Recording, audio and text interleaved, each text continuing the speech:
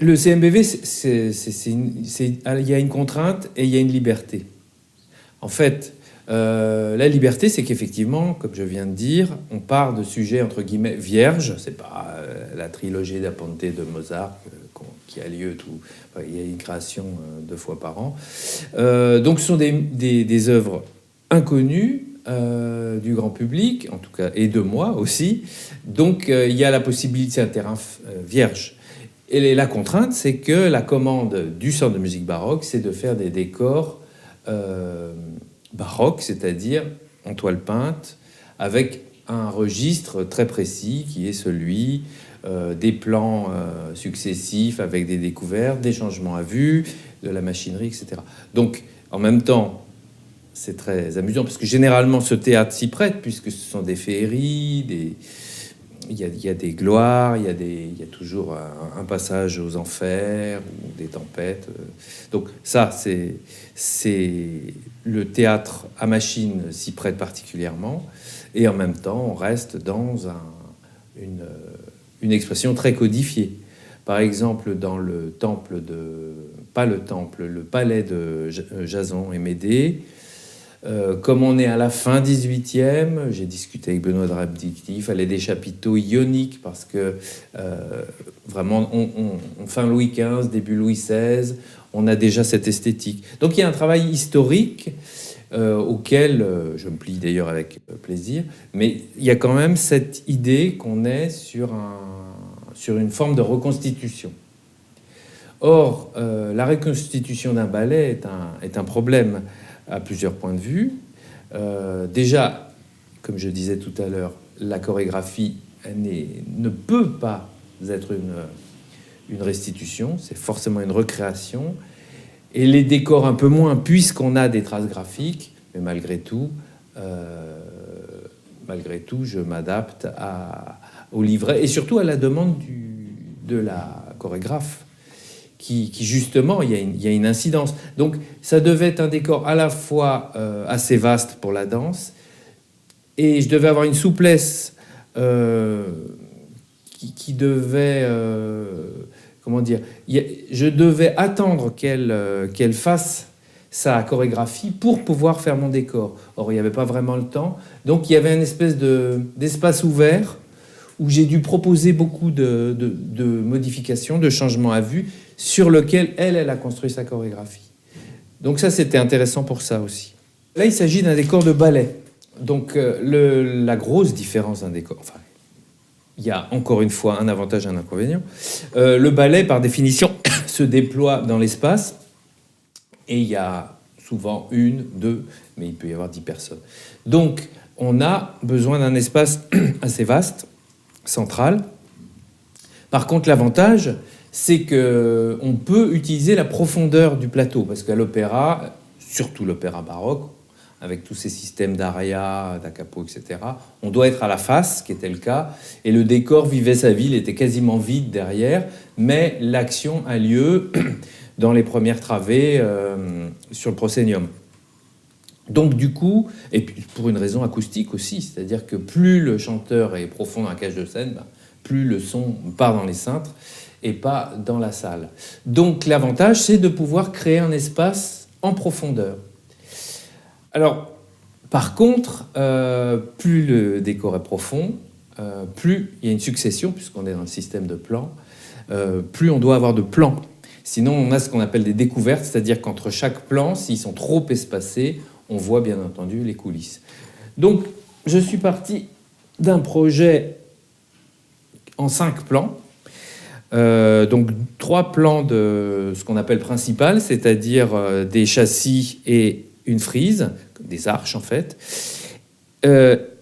qui est un espèce de plan récurrent qui permet tout simplement de donner de l'espace, de donner de l'espace pour danser et commencer à raconter l'histoire. Et finalement, la personnification du décor et de la scène est au lointain.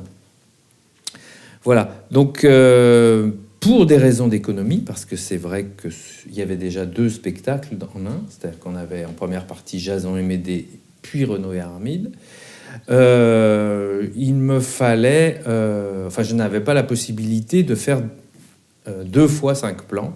Donc j'ai réutilisé un décor que j'avais fait quelques années avant, qui était le décor de La Manjalou, et qui avait l'avantage d'être un peu neutre, c'est-à-dire que c'était de l'architecture, une colonnade, ou un système de treillage fontaine assez classique. Et du coup, ça se prêtait à... Enfin, ça avait suffisamment de souplesse pour pouvoir être complété par un décor spécifique. Voilà, donc c'est un réemploi. Ce réemploi paraît un petit peu opportuniste, mais en fait, il se trouve que c'est totalement historiquement juste.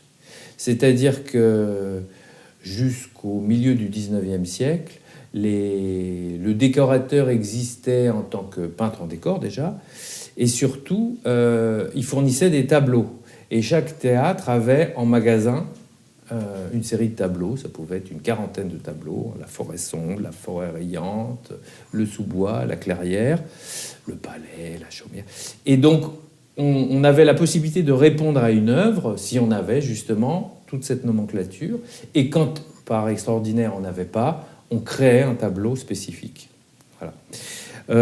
Donc, en fait, le réemploi de décors est tout à fait traditionnel. Et en l'occurrence, dans ce cas, c'était une obligation, puisqu'on travaille sur des budgets relativement serrés. Ce principe de destruction a lieu 2 fois.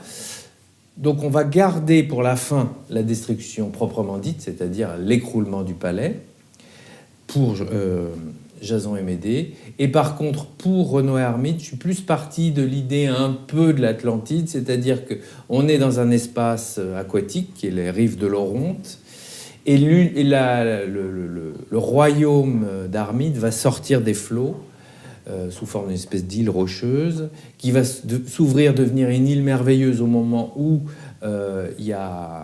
Armide tombe amoureuse, une espèce de fantasmagorie merveilleuse. Et puis, au moment de l'abandon, il faut que Armide détruise, mais en l'occurrence, elle va tout faire disparaître, c'est-à-dire que toute cette île qui était sortie des flots y retourne, comme un espèce de rêve. Voilà. Donc c'était notre solution pour, non pas terminer, mais clore cette histoire pour pouvoir ouvrir en entr'acte l'histoire suivante. Donc voilà, ça c'est le premier univers, donc on est effectivement lunaire, et on a cette île qui donc est supposée être dans les dessous du théâtre. Donc ça, c'est un système de tulle, c'est-à-dire qu'il y a une balance de lumière possible. Toute cette partie architecturée de nuages, cette espèce de cadre est peint sur toile, et le ciel lunaire est peint sur un tulle. Et derrière, j'ai un ciel diurne, ce qui me permet de faire un lever de jour. Et donc, on est dans une atmosphère aquatique. Ces rochers inférieurs vont arriver en complément de cette chose qui est peinte au lointain et qui est praticable. Donc ça, c'est vraiment l'univers d'Armide. Et l'univers de Jason et Médée, voilà, c'est vraiment la perspective classique. C'est d'une certaine manière un décor beaucoup plus neutre, puisque conventionnel, et finalement tout le travail va être dans ce jeu de péristyle qui va être un espèce de lieu à la véronaise, un peu noce de Cana, qui lui va se détruire. Les changements de tableau par rapport à ces 2 œuvres, finalement, si on cherche bien, il y a peut-être une différence historique. C'est-à-dire que, effectivement, dans Renoir et Armide, il y a un premier tableau, les bords de l'Oronte, deuxième tableau, un jardin merveilleux, troisième tableau, le palais d'Armide qui va s'effondrer. Et pour Renoir et Armide, et Jason et Médée, il y a un péristyle, puis une grotte maléfique, puis le palais de Créon.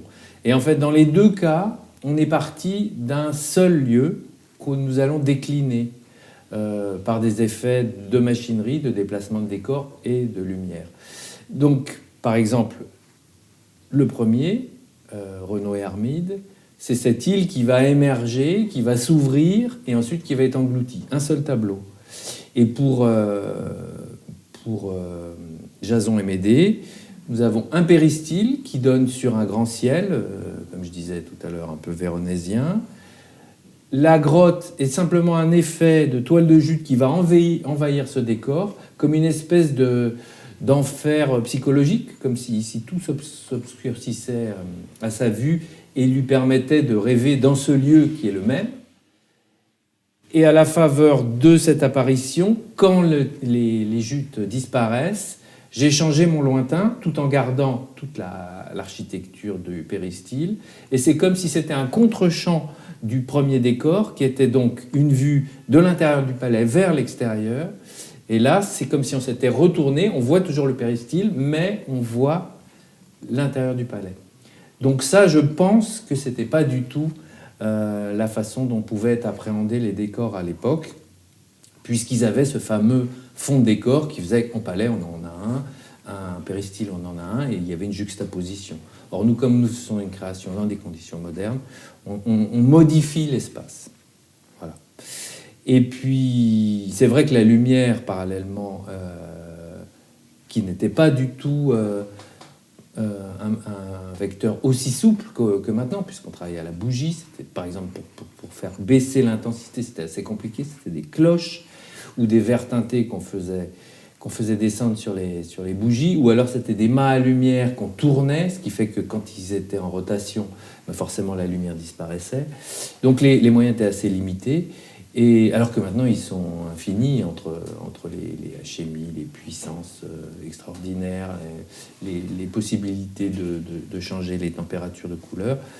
Donc, on n'est plus du tout dans le même cas de figure. Et c'est là où Hervé est très précieux, parce qu'il a le sens de cette espèce d'énergie qu'on a en surabondance, qu'il faut réfréner et en même temps pouvoir extraire pour pouvoir raconter l'histoire. En l'occurrence, là, le principe d'éclairage des toiles peintes, c'est qu'il faut pouvoir éclairer d'abord le décor d'une manière assez neutre, assez diffuse, puisque la lumière est peinte sur les toiles. Donc, il fait ce premier travail. Et après, il faut éclairer le jeu, c'est-à-dire les danseurs, et puis la dramaturgie, l'appuyée. Donc en fait, il y a deux travaux d'éclairage. Un premier, l'éclairage strictement des tableaux, puis avec les changements, puis le travail strictement théâtral, c'est-à-dire celui du jeu.